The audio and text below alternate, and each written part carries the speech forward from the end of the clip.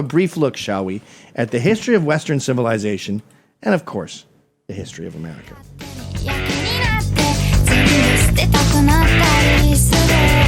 Here, I made a chart.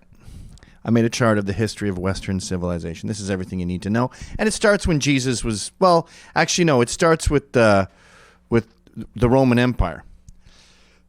And it goes to 2020. And let's be clear here. A lot of shit doesn't matter, okay? I don't care about this. I don't care. The Iron Age, all this BC shit, the Bronze Age, and they're discovering steel and stuff. I mean, we have to draw the line somewhere, right? So we're not going to learn anything before modern Western civilization. And I'm afraid we was Kangs. That goes for you, Egypt. I don't know how to tell you that Cleopatra was Greek and everyone was basically olive skin. They were not black. Yes, Tutankhamun had blacks on his casket. Those were slaves. You send the slaves with the dead, so they'll have slaves when they go there. Birth of Judaism, that sounds nice and everything. That's not important to me. What we care about is Western Civ, and that involves plenty of Judaism, by the way. But we're going to start with the Roman Empire. Julius Caesar, first emperor of Rome, 27 BC. And then Jesus was born. What a cool birthday. 1225-0. Right? He was the first guy in the calendar. But he only lived for 30 years. So these lines should basically be touching. And then what do we have? Maybe 300 years of Roman conquering, and then they all die. I think they got up to a bunch of faggotry. They were sucking each other's dicks and, screwing kids and stuff. And that's usually the beginning of the end. Maybe that's why we're here now. Maybe this is the fall of the Western Empire. Like, what are we doing? We're grooming kids. HuffPo and all these cat blogs are defending pedophilia. We're having drag queen story hour. I think 286 AD was the first drag queen story hour, where some homo got up in a cave like Plato and taught everyone that boys are sexy. And the next thing you know, the world collapses. Once you can get rid of the family, that's a really great way to destroy one. Now, not a lot happened here. Not a lot of stuff. In fact, I think we should make another chart. That's foreshadowing. I secretly did of like the just American history. But I was shocked when I made this chart how long the Middle Ages were. Look at that shit. 1,000 years. Medieval period, Middle Ages, Dark Ages all mean the same thing. The Viking Age. That's why we have Scotland, right? They did a lot of conquering. Is there anything down there that I'm missing? Oh, yeah, the British monarchy. Kings and queens started here. I think they came up from France, and they started taking over. They had Scotland first. I guess the Vikings and the kings and queens got along, and then England was born. British monarchy. I would say the British monarchy ended with our present queen, Queen Elizabeth. Go to the end of that. Should I get out of the way here? Yeah, she was started in 52. And that's pretty much the end of the monarchy, right? Like that's the end of them having any power. She's still the head of Canada if you look on Wikipedia, but what's she going to do? Say you're not allowed to send it? What do you think would happen if the Queen said, don't send it anymore? I think that Canada would say, just gonna send it. I also sort of made this chart because I was curious about Braveheart and when he was. So that was the 1300s, which is, of course, the 14th century. But look at this. The wars with England, the Anglo-Scottish War started in 1300. Braveheart peaced out 5 years in. That movie, Braveheart, sounded like it was this entire duration. But this was just, he just got the ball rolling. He just started them sending it, eh? By the way, history teachers, it really helps the kids learn if you say history in a cool way. Like you be a hoser and you say they're just going to send it. Use cool analogies. Say they really dunked on England. Send them homeward to think again, as is in the Scottish anthem. Or say fuck. Say, yeah, so Scotland was like, fuck you, to England, and then the kids will listen more. Renaissance period, fascinating time. That would be when Leonardo da Vinci invented scissors. No, I'm not giving that to the stupid Egyptians. That was 300 years. This seems like a pretty good time. Although, no, not for Britain. I guess it was a pretty good time in Europe. But Britain was having the Anglo-Scottish Wars. I was surprised the bubonic plague was so short. But it killed, like, I think 200 million people. And that was 1346. Then we had this cool thing, speaking of slaves in the 14th century. Around when Braveheart was rebelling against the English, we had Wat Tyler, a white slave, rebel against the English lords and start a fucking riot. That's back when riots were cool. We lost Da Vinci around here. Am I missing anything else down there? That's just the British monarchy, right? All right, so let's go up here. And this is when things start getting exciting. The 15th century. The 14th century, it just seemed like people were trying to establish stuff, you know? It's in the 15th century we start having things exciting like Joan of Arc in the 100 Years' War with the English versus the French. Remember, Scotland sided with the French to fight England. Really did not get along. Then you have Columbus going to the Caribbean. No, he did not go to America. He came to the Caribbean. Yes, he did chop off a bunch of Indians' hands. That was the vocabulary of the time back then. They were chopping off hands too, eating each other, sacrificing babies. What are you supposed to do? Give them a fine? Take away their passports? That's not the way it worked back then. You didn't get misdemeanors. It was either chop out your tongue or you're good. But I have a theory about this. I think when Columbus came, he introduced a plague of his own to the Aztecs or whatever the hell they were in the Caribbean at the time, the Taino. What do the Puerto Ricans call themselves all the time? Something like that. And that went up the Caribbean, up Central America, up the west coast of America, and decimated the American Indians eastward.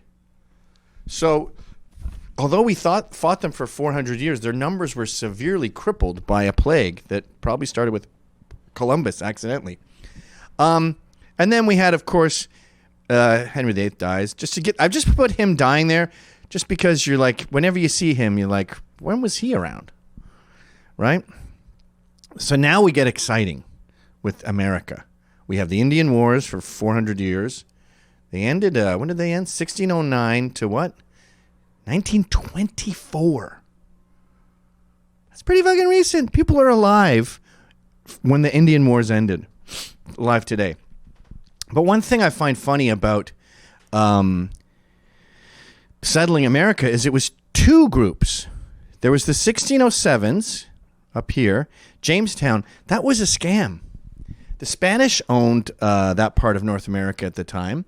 And they weren't paying attention to it. They had abandoned it, but it was theirs. So England said, "Let's go in there and just fucking mine gold, and then get the fuck out and not even tell them we were there. We'll come back with a bunch of gold." So they went there. Of course, the gold rush was hundreds of years later in a totally different part of the country. They didn't get gold. They got a lot of tobacco though, and corn and some other random shit. And they never left. But then, 13 years later, you had these guys in Plymouth Rock. Totally different incentive to go there. You see how much more interesting American history is than other histories? Totally different reason. They went there to escape the temptations of the Church of England. They were Puritans, and they were worried they'd get too horny if they fell to the more liberal churches. So they went there to have Puritan culture unthwarted, almost like Amish or something. Now, what do we have down here? Oh, yeah. So that was the end of the Anglos. Isn't it interesting, though? The Anglo-Scottish Wars were over in 1600, but Scotland didn't join Britain until 1707. So that's why I did a dotted line here, because they may not have been at war, but the beef was not settled. Then this magical day. You know what I think's cool about this? And we'll look at this with American history. USA had their constitution before they were born, before they were a country. They were that positive they were going to win. Okay, so these are all little blips because we're going back to the Romans, so 4 years is going to be nothing. What's that, slavery? Let's follow the slavery line. Actually, zoom out a bit, Ryan. This is a bit too close. So we got the Industrial Revolution, which was fucking massive in Britain, but not really that big of a deal in America. Slavery ending. Go up. UK abolishes slavery first, but that doesn't really mean anything. They barely had any slaves. They had a few guys they stole on boats. We had to fight hard to really abolish it. So we abolished it about 80 years later. 75 years later. Oh, look at this. 1908, we discovered oil in the Middle East. Fuck, why did we ever tell them about that? 1928, penicillin. See, I when I was doing this part of the chart, I started thinking, I shouldn't do this. Like, when you're doing, like, Braveheart dies and the old-timey stuff, we got that. But if you're going to get into details like penicillin, you need a new chart. Go down. Israel's born, obviously, right after World War II. All right, so this is getting too cluttered here. It's time to do a whole new chart of America from 1776. You got that? There we go. I'm selling these, by the way, the originals. So this I started in 1776 because that's when you should start. And I think you should have two different brains when it comes to this. Big picture, Western civilization, Roman, Julius Caesar, all the way till Trump. Hail Emperor Trump, the two great emperors. So that's sort of big picture thinking. But as far as really caring and really seeing patterns and really getting involved, let's just start at 1776, I mean.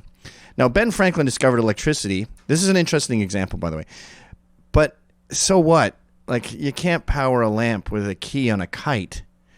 So I don't really count that, and I'm glad it happened outside of my chart. Boston Tea Party, I don't care. That's not America. That was British people fighting British people. But go over here. This is big. So 1897, there was the Chicago World Fair, right? Is that 1893?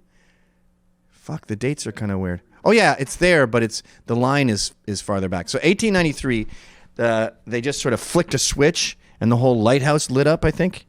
White House. And the White House was at the Chicago World Fair. Well, they lit up a bunch of shit, okay, at the Chicago World Fair in 1893. And that's when electricity became affordable and popular and plausible. So it's one thing to discover it. It's another thing to be able to pipe it into everyone's home. Like the computer. We had computers in the 70s. But until Apple gave you a little home computer with that little floppy disk, then it's irrelevant. It's a bunch of rich guys use it to do massive computing. Now you can do essays at home. That's when it matters, as far as I'm concerned. All right. So let's go back a bit.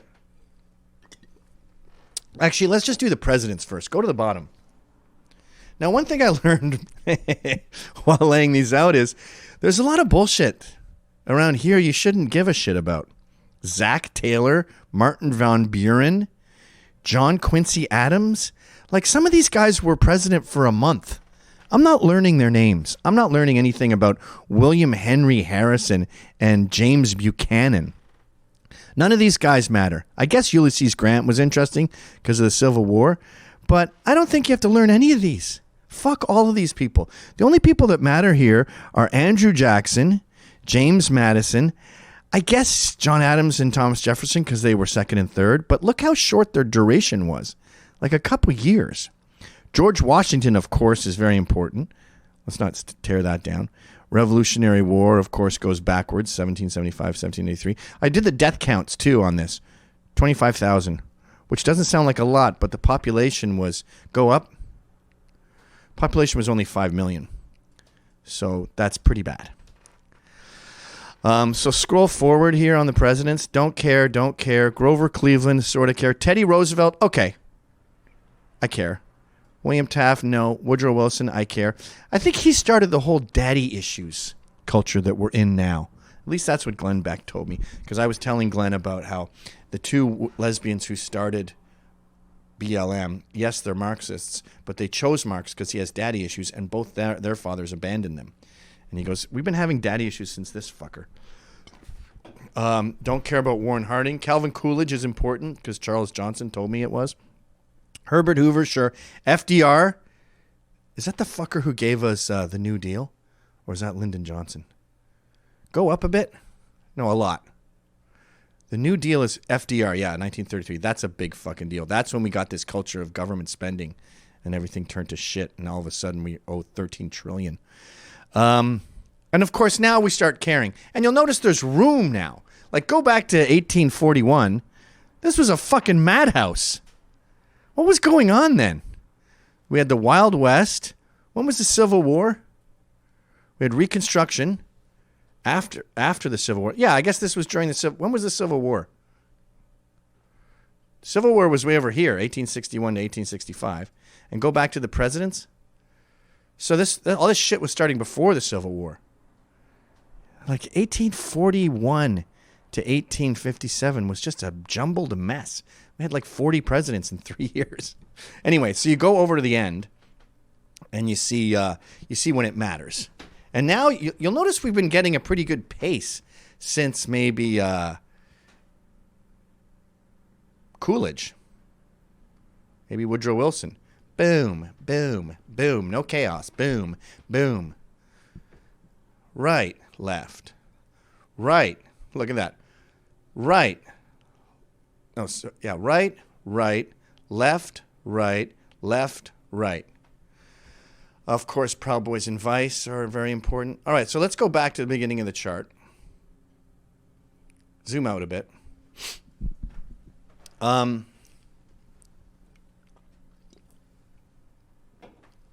So we started buying most of America from France in the West with the Louisiana Purchase.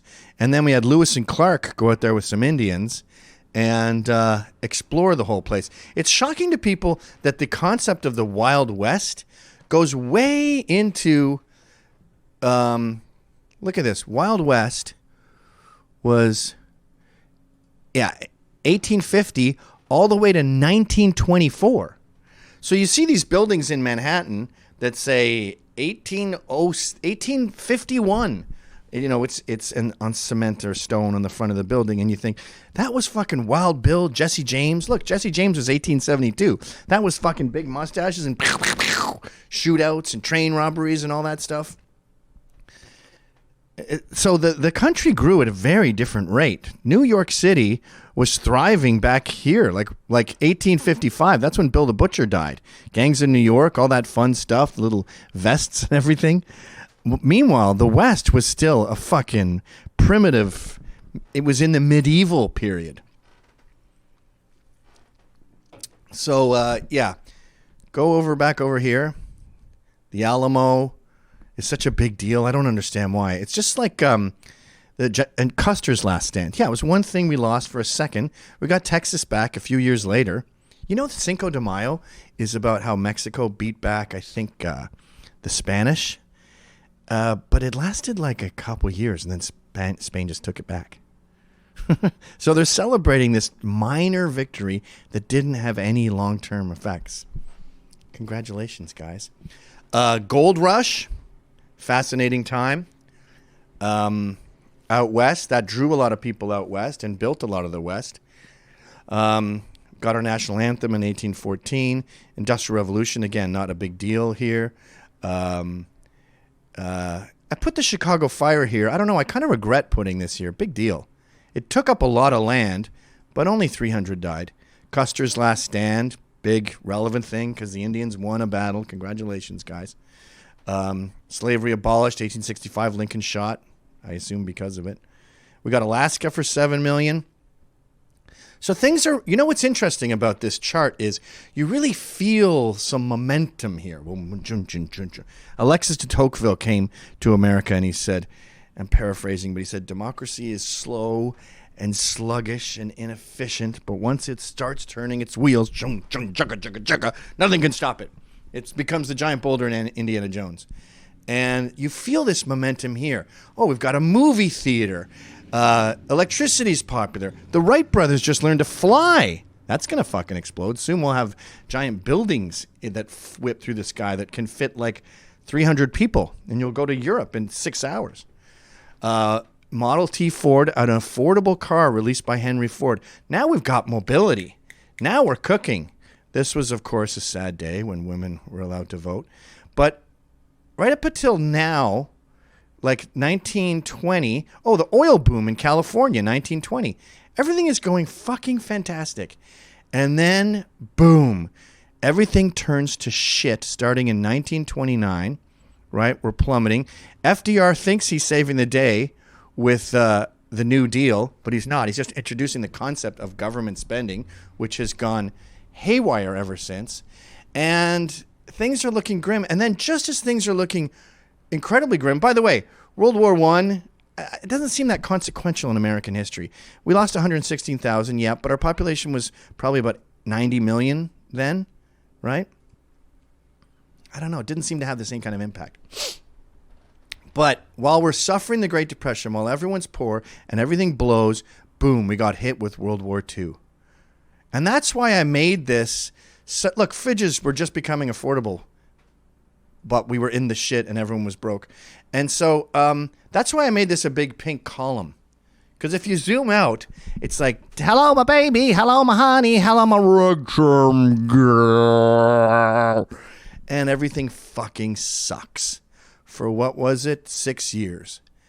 And then America, after losing 405,000 men, brave souls, I think they hearkened back to this. The electricity and the Model T and the affordable fridges and the Wright brothers and the movie theater. And we got our mojo back. And that's when you had, of course, a massive baby boom. People fucking like lunatics. Then we got rock and roll in 1950. And also in the early 1953-55, we got The Wild One with Marlon Brando and Rebel Without a Cause. This is the beginning of cool. Before that, a teenager was just a young adult who should get a family. Now, all these guys, World War II vets, they wore T-shirts. What? A T-shirt? That's an undershirt. No, I'm wearing it as a shirt. And they wore leather jackets. They were riding Harleys around Africa fighting Nazis. And they come back to small town America and they're like, I'm not normal anymore. I'm cool now. I like to fight. I like danger. I ride around a motorbike. This was the birth of the one percenters, the motorcycle clubs. They said they had a big thing in Hollister, California. And they said they were fighting and brawling. And the head of the American Motorcycle Association said, no, those don't represent us. They're just part of the 1%. And so bikers started wearing 1% badges because they're like, yeah, we are part of the evil 1%. Obviously, Vietnam was a major pain in our side. 60K dead. That was 55 all the way up to fucking 75. Not as crippling as World War II, probably because we didn't have the Great Depression and everything and the Dust Bowl poverty and all these other horrible things before it. It was like a tumor. So we were happy and thriving, but we had this Vietnam tumor on us. But once that was gone, we were really fucking kicking ass. Oh, look, the first video game, Pong. And post-Vietnam, I think, was probably the best time in the history of America. Apple released the Mac computer. People were dancing, fucking. Unfortunately, people were enjoying themselves a little too much and invented divorce. But when was Reagan president go down? So Reagan was 81 to 89. That was just peak America. And I think when Donald Trump says make America great again, he's not talking about slavery, you fucking dummies. If there's one thing we've learned from these charts, you're not allowed to go too far back. Okay? Irish were slaves. We got slaves out the wazoo. The word slave comes from Slovakian, Slavs. Okay, so do you want to play that stupid fucking game? You want to say, we were kings in Egypt thousands of years before the birth of Christ, and then we plucked you away? No, that was the 1600s. You're thousands of years off. We plucked away your kings and made you pick cotton? No, we didn't do that. Arabs and Africans invented slavery, and they shipped them all over the world. We got 11 million slaves were procured in the great slave trade. 1 million died just getting to the boats. 10 million were shipped around the world. We got 340,000. Brazil got like 3 million. Go get pissed off at Brazil. Everyone was doing it. We didn't start it. We ended it. And we ended it with 680,000 dead men. That's the equivalent of 5 million today. In other words, it's an American Holocaust. America put mostly white males through a Holocaust to free you. So maybe you're welcome is in order. And no, the cotton picking didn't build this country. This country was not built on slavery. Some of the South was built on slavery, and they obviously didn't do a lot of building because they lost the war. So they were no power fucking monger. And after the Civil War, the country was negative. The balance was below zero. So anything you built was gone. We started from scratch. When is the Civil War? It's just like Vice. People go, oh, Vice was started on a welfare grant. That's bullshit. It was started despite being in a socialist province, Quebec. But, okay, if you want to talk like that, then what about when we were probably $300,000 in debt, living in Williamsburg, and had to start the magazine from scratch? Was that built on welfare? So go back. Civil War, 1865. So you could argue that America started from scratch in 1865. All of this, electricity, sorry, slaves, Wright brothers, Model T Ford, the California oil boom, sorry, okay? And we worked through this massive pink column of shit together. And you're like, you're still bringing up fucking Cleopatra? Jesus Christ, it's getting embarrassing. We're living in an embarrassing zenith, the most embarrassing time in America's history. When I see these protests, I just cringe. 2020 cringe world. Now, I was going to include all of the wars in Iraq. All the wars in the Middle East and all the thousands of men. But you look them up and it's like we were in Lebanon for a few days. 19 men died and it's all pretty small numbers. The only time you get to big numbers is Iraq war, which is still going on. 4.5K, and the money we spend there, I think it's more than we give to Israel. And the Afghanistan war, what a fucking mess. The Russians couldn't fix it. Why do we think we could? 2.4K. iPhone major change. Got Emperor Trump, of course. Gay marriage. Oh, what a seminal event. Every time you look up seminal moments in American history, they always include shit like that. You're like, yeah, I remember that when 32 gays pretended they enjoyed being married and made a bunch of white kids. Isn't it funny how all my straight friends who adopt end up with black kids because that's all you get? That's all there is available at the orphanages.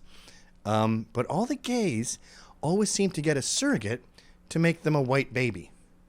Always. I've never seen a gay couple with a black baby, and I know of maybe 5 couples that have adopted, and 100% of the times it's black. So shouldn't gays get in shit for that? Anyway, so zoom out. This is, I think, a cohesive look at the history of America. I think I'll print it out as a poster so you can have it on your wall to remind you of all the incredible shit we've been through together as a country and are now thriving. And if there's one time you don't have the right to be an ingrate, it's in 2020. You spoiled, ignorant fucking brats.